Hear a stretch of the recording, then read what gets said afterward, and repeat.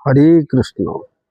आज आम अकारण अनेक लोक सहित विरोध होबाकू पड़ुछि। सेथिरे अशांति मध्य सृष्टि होउछि।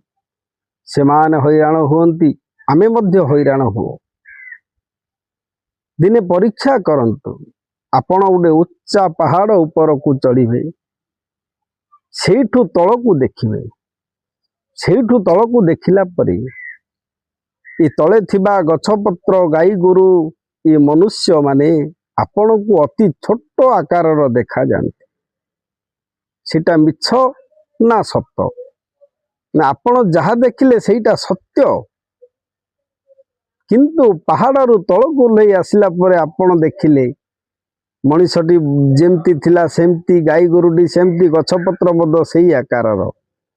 पहाड़ ऊपर छोट देखिले, तलकू आसिला परे समान भाव में देखिले। तो एथुरु आपण कौन बुझिले?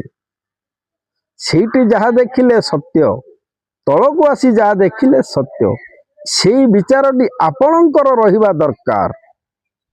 आज हठात गोटे लोक आपण को आसी कहिला से लोकटी तो विरोध रे एमती एमती सब कहूतला। आपण कौन कले ना पहाड़ शिखर ऊपर रही ताकू डायरेक्ट गाली गोलच करी थटन देले। सी मध्य हठात किसी न बुझी सी कहिछि कि न कहिछि ताकू तुमे डायरेक्ट गाली कल। सी ठेंगा कि कौन से अस्त्र धरी आसिला, सेठू तुमर युद्ध आरंभ हैला। बाबूरे ये समाधान नुह।